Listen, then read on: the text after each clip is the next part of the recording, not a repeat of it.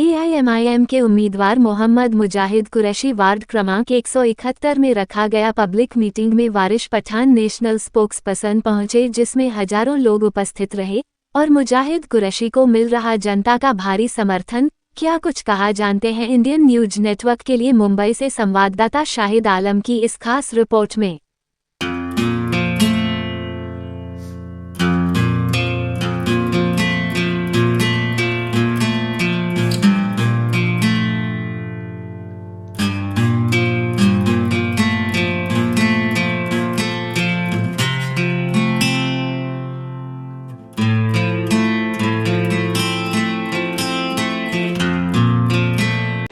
Garden के पास हमारी माँ बहन के खड़े पानी भरने की बहुत परेशानी थी, लेकिन उसके ऊपर कोई ध्यान नहीं दे रहा है। हमारे जो एक्स कॉर्पोरेटर साहब हैं, उनके पास जब भी जाते कोई भी तकलीफ लेके तो क्या बोलते कि भाई उन लोगों ने मुझे ढूंढना पड़ता है, तो तुम लोगों का काम है। हमारे पास मौका है कि हम अपने वाले को किसी को छूटें। तो मेरी आप लोगों से यही गुजारिश है कि तुम्हारा वोट बहुत कीमती है, किसी अरे गहरे को मत दीजिए। जो आप लोगों के साथ है, आप लोगों का काम कर सकता है, उसी के साथ खड़े रहिए और उसी को वोट दीजिए। ये सिर्फ तुम्हारा अधिकार है, ये तुम्हें चुनना है कि हमारे लिए कौन खड़ा है कौन नहीं है। तो मेरी आप लोगों से यही गुजारिश है कि आप मेरे साथ दीजिए। और पदम के कॉर्पोरेटर जीते हुए 15 साल से सिर्फ वो राज कर रहे हैं और पूरे पहाड़ की हालत एकदम खराब है। हम लोग खुद देख रहे हैं, एक सीढ़ियां टूटी हुई है, एक सरकारी बाथरूम के बुरे हाल हुए। लोग फिर भी अभी भी विजय डांगे को वोट देने की बात। आप सभी लोग जानते हैं कि जानी मानी से और पूरे नगर में आई साहब को कौन नहीं जानता है। ये हमारे बड़े वाले भाई है, आई साहब है। अल्हम्दुलिल्लाह हमारा सब गोश्त का काम चलता है कुरैशी बिरादरी से। और हमारा कोई हम लोग तो नहीं है। हमारे इमरान मेरा काम आप जानते हैं, आई साहब हैं, ये डॉक्टर साहब है, मोहल्ले में कई सालों से प्रैक्टिस कर रहे हैं। तो मेरे भाई भूल दिखाना, लोगों को जमा करना, दायरे पे बुलाना, यह हमारा हम पूरे कोशिश करेंगे काम करने की। कोई लालच नहीं है, काम करने का इसके अंदर हम काम करेंगे। मेरा बच्चा काम करेंगे, आप उसको सपोर्ट करें। अस्सलाम वालेकुम।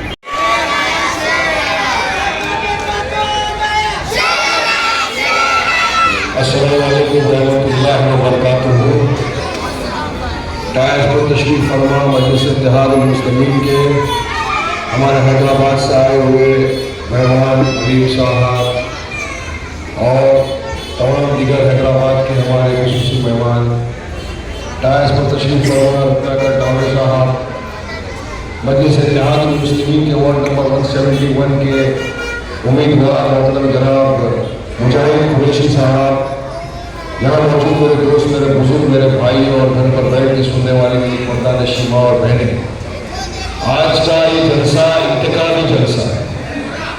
चुनाव है, कॉरपोरेशन का इलेक्शन है, 15 जनवरी को वोटिंग होनी है, ठहराया है। इसी तरह इस मरतबा आपके अपने हल्के से, आपके अपने भाई को, आपके अपने दोस्त को, आपके अपने बेटे को एक जाबाज होनहार नौजवान सिपाही मोहतरम मुजाहिद कुरैशी साहब को दिया है।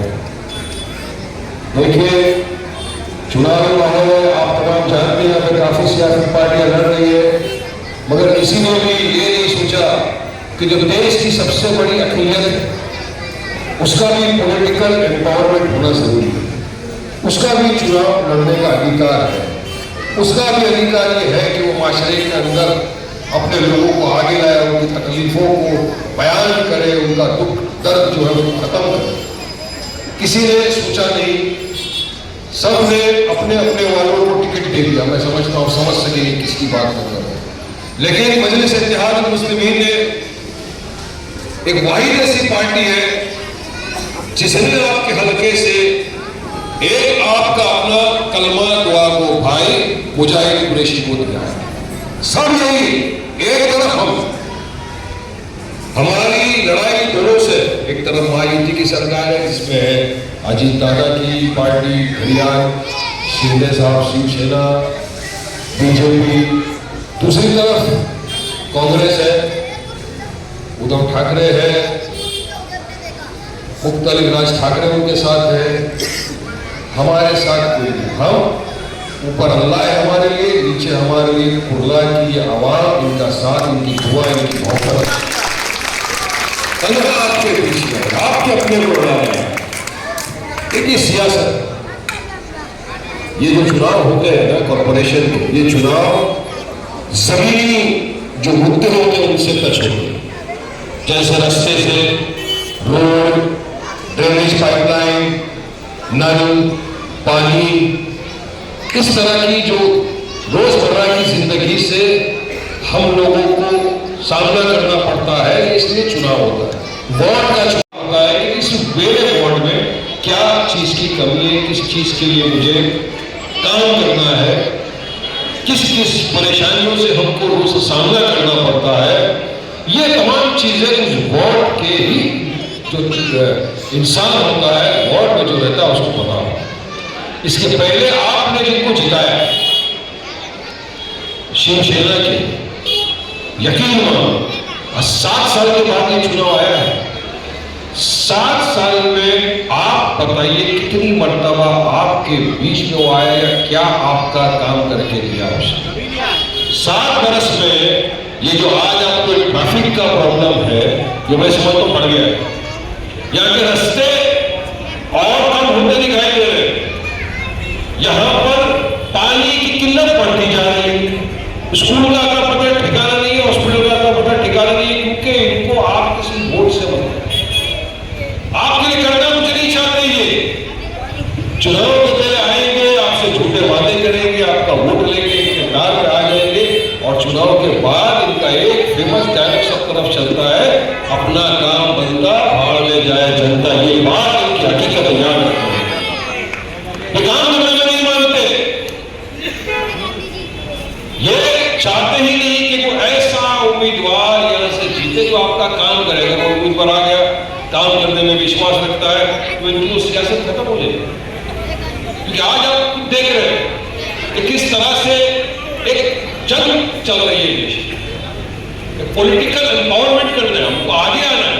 आज माशरे के अंदर अगर मैं आपको बताऊं तो 70 साल से जो लोग इक़्तिदार की कुर्सी पर बैठे थे, उन्होंने क्या किया हमारी कौम के लिए, क्या किया हमारे आप के लिए।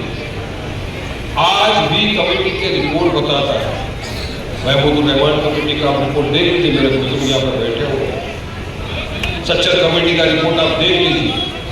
हर रिपोर्ट में एक ही चीज आती है कि मुसलमान पिछड़ा हुआ वर्ग है, सोशली, इकोनॉमिकली, एजुकेशन में कम पिछड़ा हुआ, पीछे रह गया। क्यों रह गया? क्योंकि आपने कभी उसके लिए कोई कोशिश नहीं की कि वो आगे।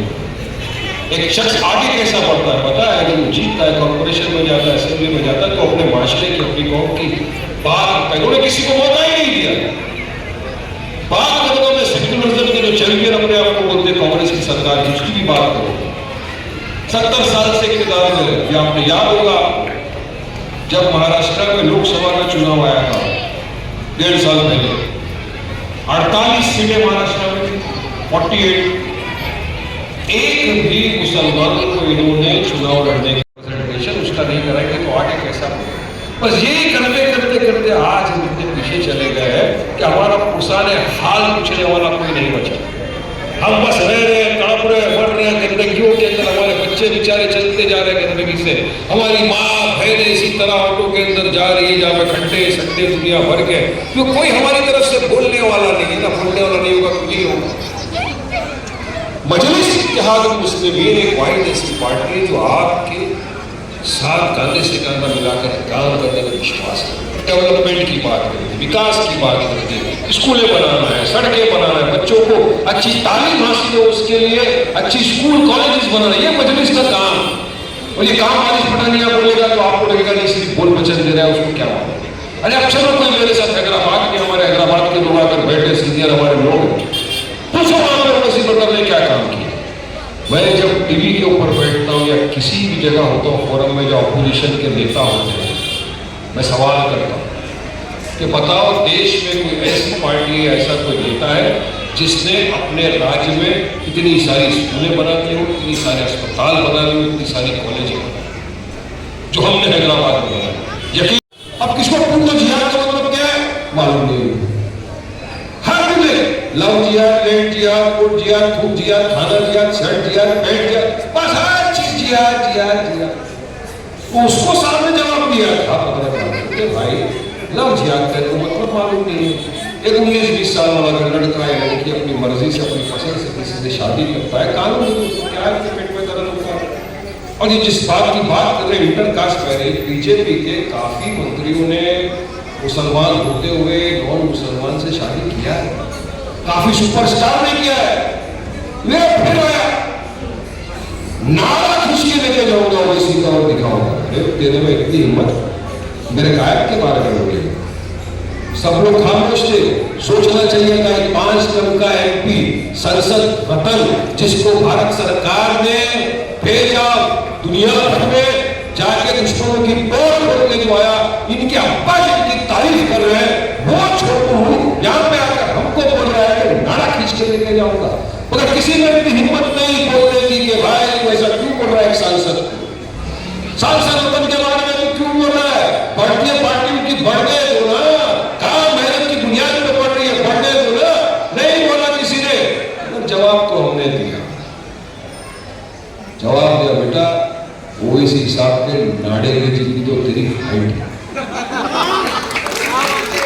और बेटा नजदीक मत जाना, ज्यादा नजदीक चले गया ना तो सब उठाएंगे, शेरवानी की जेब में डालेंगे, हैदराबाद लेके चले जाएंगे।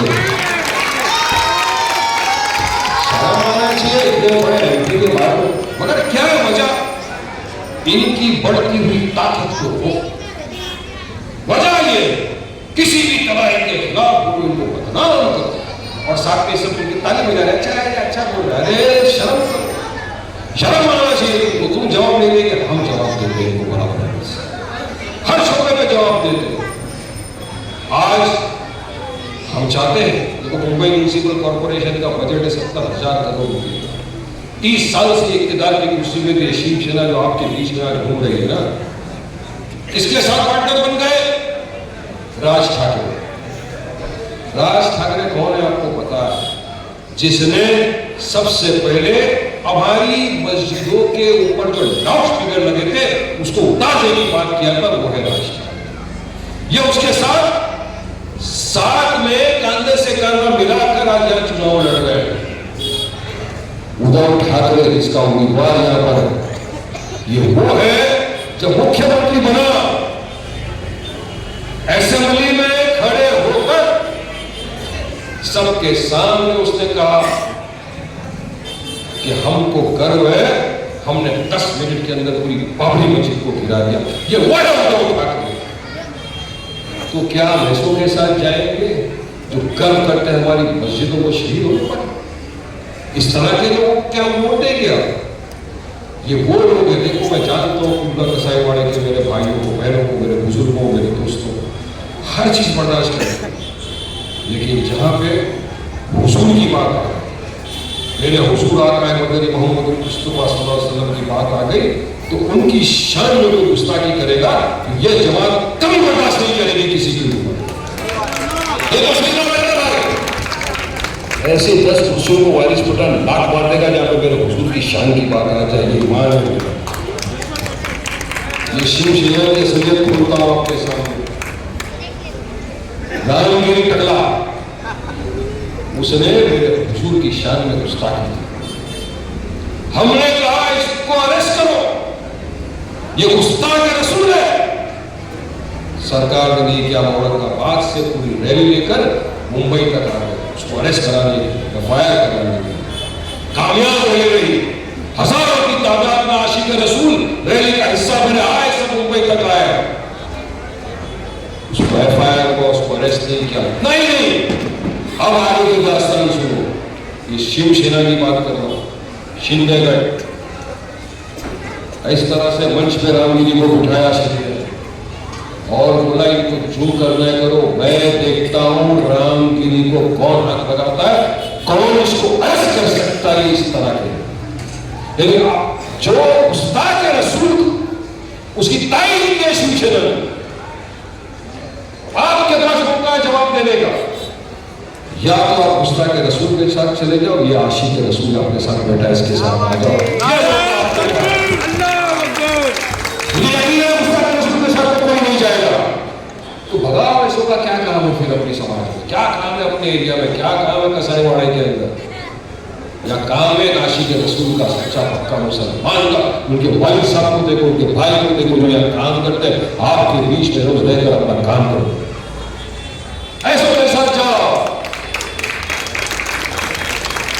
यकीन मानो अगर इस मर्तबा चूक गए तो आप खुद देख रहे हो, जब से मोदी सरकार सत्ता में आई 12 बरस में एक ही काम किया, नफरत फैलाना। इनको आपसे कुछ लेना देना नहीं। इन्हीं के नेता ने बोला हम तो चाहते हैं कि हमारे लोग बने, मैं को लीडर नहीं बनना है, मुझे कुछ नहीं बनना है, हम तो आए कि आपके बीच से आपके अपने को जिताए, उसका पॉलिटिकल एम्पावरमेंट करे, उसको लीडर बना। मगर बीजेपी के नेता ने भी बोला कि मुंबई का महापौर सिर्फ आई लो महादेव वाला बनेगा, हिंदू बनेगा। मुझे समझ आ गया हमने ये काम कौन करता है, मजलिस करता है। और वही नियत, वही इरादा वो लेकर आपके बीच मजलिस आई है। आज पूरे महाराष्ट्र में घूम रहे हमारे कायद साहब और गौरव साहब, ताकि आपका साथ, आपका काम करे, आगे वाले आने वाले बच्चों का मुस्तकबिल सवाल यही सोचते हैं। क्योंकि देश में राज में आप देख लो क्या हो रहा है। हर दिन जब से मोदी सरकार सत्ता में आई, एक ही काम मुसलमानों के खिलाफ नफरत फैला, अपनी राजनीति चल रहा। और इसलिए उन्होंने अपने कुछ नफरती चिंटुओं को छोड़ा। तो किस तरह से बदनाम करना मुसलमानों को मैं आपको बताऊंगा। हमको क्यों साथ में आना चाहिए, क्यों इत्तेहाद पैदा करना चाहिए, क्यों मुत्तहिद होना चाहिए, उसकी वजह मैं आपको बताना चाह रहा हूं। ये जो इनकी नफरती चिंटुए आए दिन आके बकवासबाजी करते हैं। कोई आके बोलता है ये हरे सांप है, इनको पाकिस्तान भेज दो। क्यों पाकिस्तान जाएंगे भाई, हमारा पाकिस्तान से क्या लगा। हम तो वो लोग हैं जो दुनिया की ड्यूरेशन के लिए ठुकरा दिया। और आज मेरे खुला कसाईवाड़ा का एक एक भाई यहाँ पे भाई फट और भाई चॉइस ले रहा है, और हमारा हक इनसे ज्यादा है।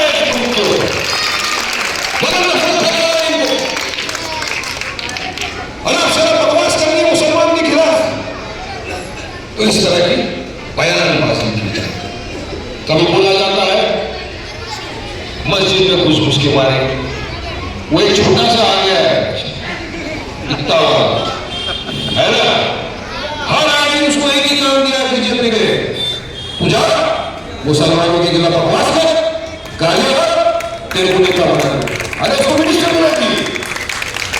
उसने पूरी कौम को ये बोल दिया, सबके सामने बोल दिया कि तुम मस्जिद में घुस घुस के मारो।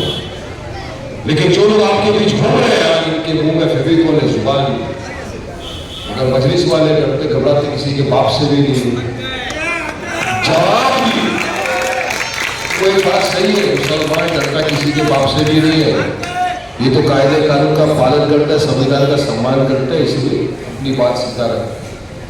हमने उस नफरती को भी कहा बेटा तू बोलता है ना मस्जिद में घुस के मारेगा, आजा वारिस पठान बैठा है मस्जिद में, बैठ जाओ, खुला गया बहुत सारी मस्जिद आएगा, 2 टाइम करेगा, इंशाल्लाह चाहेगा तो स्ट्रेचर के ऊपर ले जाएगा।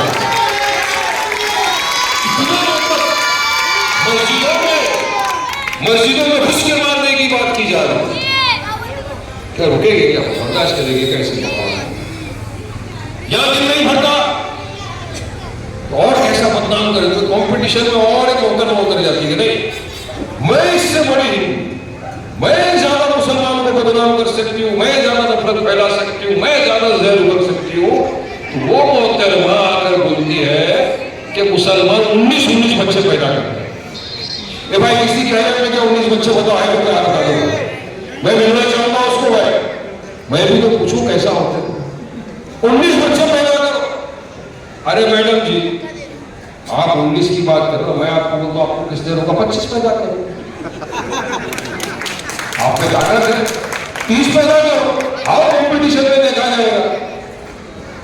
खुला है ना, कुरैशी है, खाते हैं ना अपन तो बिंदास खाते हैं, पैदा करो।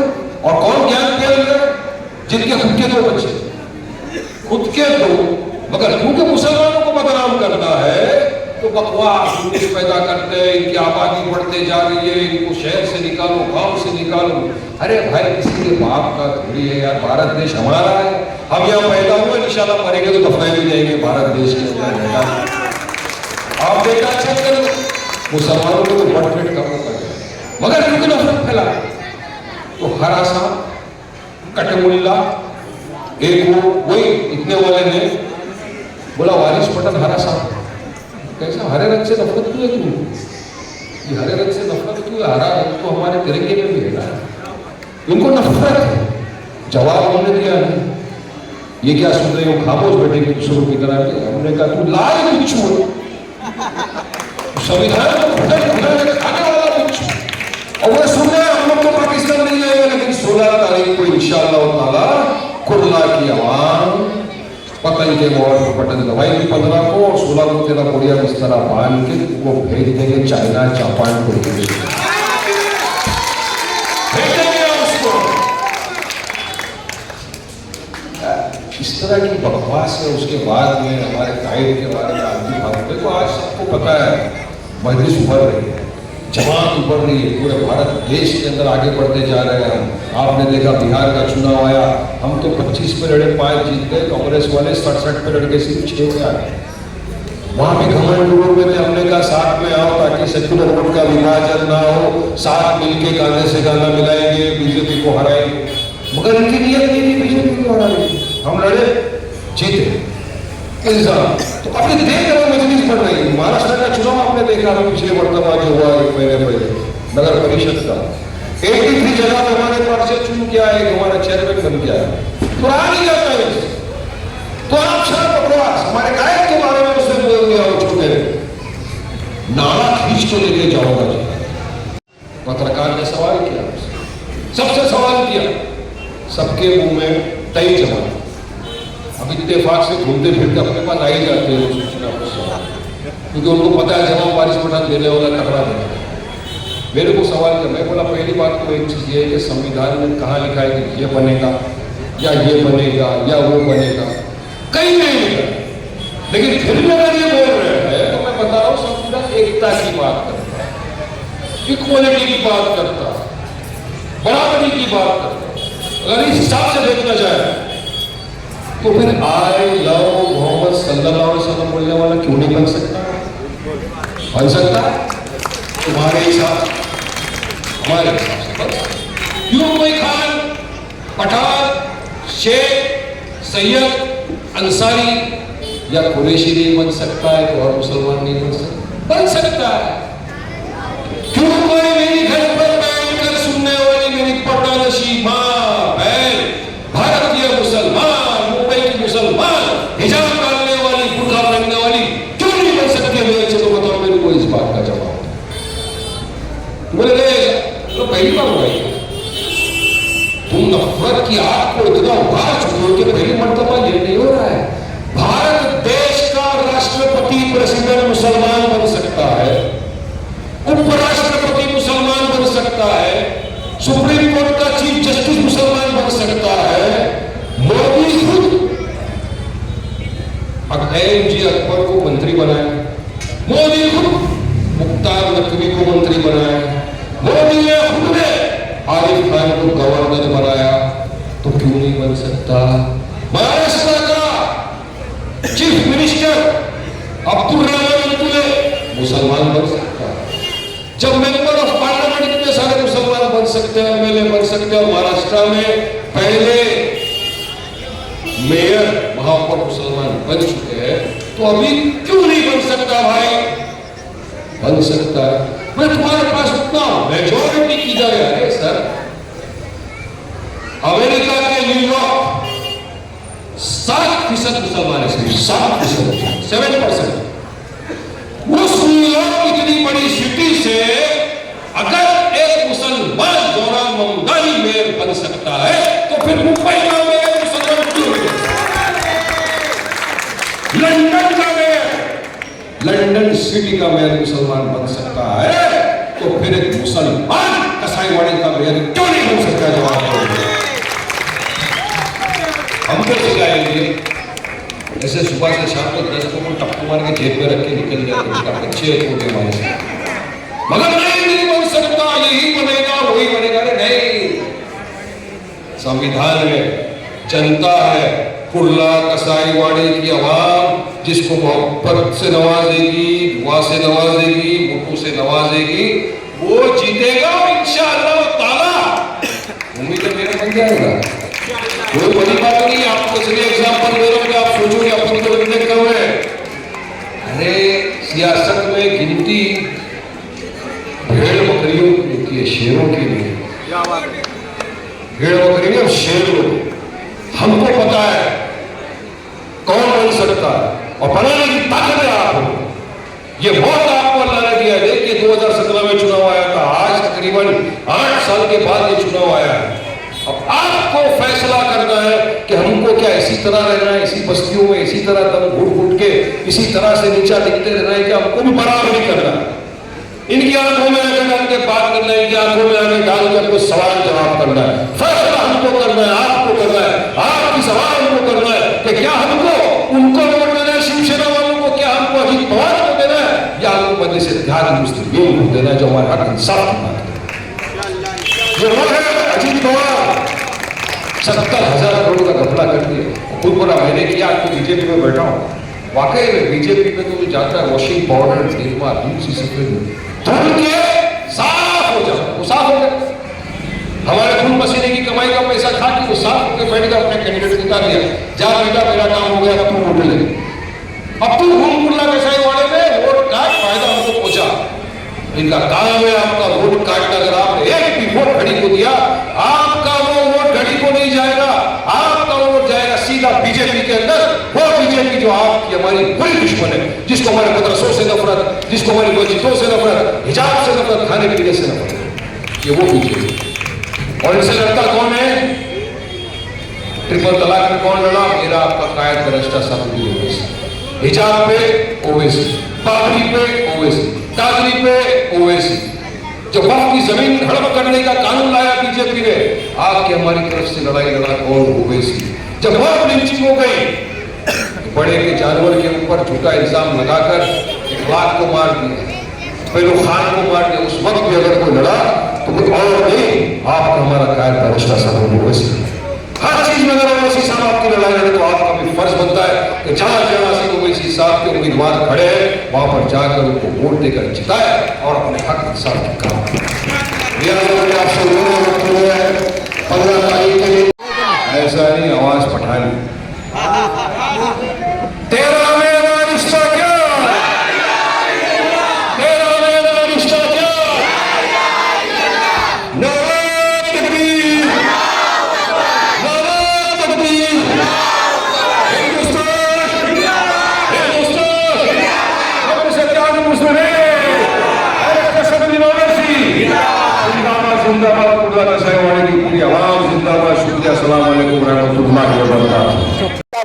वार्ड नंबर 171 से कैंडिडेट हमारे खड़े हैं। साथ ही आज ग्रैंड पब्लिक मीटिंग रखी गई है। आज हमारे साथ वरिष्ठ पठान साहब आइए, उनसे जानते हैं क्या कुछ कहना चाहेंगे।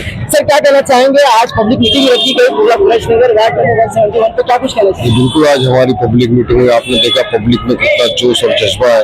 और हमारा उम्मीदवार मुजाहिद कुरैशी साहब यहाँ से वार्ड नंबर 171 से, हमारी पूरी हैदराबाद की टीम लगी हुई है और हमको रिस्पांस माशाल्लाह बहुत अच्छा मिल रहा है। उम्मीदवार यहाँ से इंशाअल्लाह ताला कामयाब। जिस तरह देखा जाए वार्ड 171 में काफी समस्याएं हैं, अगर आपके कैंडिडेट जीत के आते हैं किस तरह का आगे का निष्पादन करेंगे? बिल्कुल करेंगे। हमारे कैंडिडेट जीतेंगे तो मुंह में दही जमा के नहीं बैठेंगे, कॉर्पोरेशन में आंखों में आकर डालेंगे, लड़ेंगे और अपना जो वोट का काम है करा के देंगे। इनको सब मालूम है क्या परेशानी, ये खामोश नहीं बैठेगा, ये मुजाहिद है, ये मर्द मुजाहिद है, लड़ेगा और भिड़ के लाएगा। इस तरह चुनाव की तारीख नजदीक है, कुर्ला वासियों को क्या कुछ मैसेज देना चाहेंगे, क्या कुछ अपील करना चाहेंगे आपसे? बस आपने सबको आजमाया, एक मरतबा बैरिस्टर सदीर ओवैसी साहब की पार्टी मजलिस इत्तेहादुल मुस्लिमीन को आजमाओ।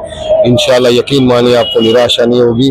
हम यहाँ सिर्फ 5 साल के लिए आने वाले 50 साल तक बैठने के लिए आए। आपका सब काम कहीं ना कहीं इस बार सर बहुत बदलाव देखने को मिलेगा बीएमसी चुनाव को लेकर के। मिलेगा, लेकिन पब्लिक के हाथ में है ना, घिसे पिटे रिकॉर्ड बचाना है या नया लेके आए, नया फोटो नया फ्रेम। देखो इनका पूरा परिवार काम कर रहा है, इनको जिताओ, ऐसे को जिताओ जो यहाँ का लोकल है, काम करेगा। विकास करेगा। और आप देखते हो आज की तारीख में हिस्सेदारी की लड़ाई, तो हिस्सा भी तो चाहिए। अगर ये आगे कैसे बढ़ेगा, कल ये बच्चे का क्या फ्यूचर है? अगर इन्हीं वोट लेते रहे तो हमारे लोग कब आगे जाएंगे? को एक ही मैसेज दूंगा कि हमने मजलिस इत्तेहादुल मुस्लिमीन ने आपके अपने हल्के से आपके अपने बेटे को चुना है, टिकट दिया है, और वो ऐसा इंसान है जो यहाँ पे काम करेगा, ऐसी जमात है जो डेवलपमेंट और वर्क इज अवर आइडेंटिटी। तो आपको फैसला करना है 15 जनवरी को आके पतंग के बटन पे मोहर लगा के जिताना, तब बदलाव होगा। वरना आप इसी तरह उनको देते रहेंगे, चुनाव के पहले आएंगे, उसके बाद अपना काम बनता भाड़ में जाए, वो हिसाब होगा। तो ऐसे को दूना जिसके घर पे आधी रात को जाए, मुजाहिद चल मेरा काम करके दे, चलेगा। मुजाहिद यहाँ पे गटर बह रही है, मुजाहिद बंद करके दे, करेगा। मुजाहिद यहाँ पे स्कूल का काम करना है, मुजाहिद करेगा। मजलिस का काम उसकी पहचान है, काम करने में यकीन रखते हैं, इसलिए मजलिस है और हमको यकीन है पतंग उड़ेगी। क्या कहना चाहेंगे आज आपकी पब्लिक मीटिंग में वारिस पठान साहब आए, क्या कुछ कहना चाहेंगे? जैसे कि आप सभी लोगों ने देखा है कि रिस्पांस कैसा है हमारी तरफ से, तो इंशाल्लाह फुल कोशिश है और लोगों का भी फुल सपोर्ट है हमारे को, तो इंशाल्लाह हम कामयाब होंगे। जी, जिस तरह उन्होंने आकर के लोगों को प्रोत्साहित किया, जिस तरह के स्पीच दिए, क्या लगता है इस बार बीएमसी चुनाव इलेक्शन में क्या कुछ बदलाव आप करके उनका कितना आप मान सम्मान रखेंगे?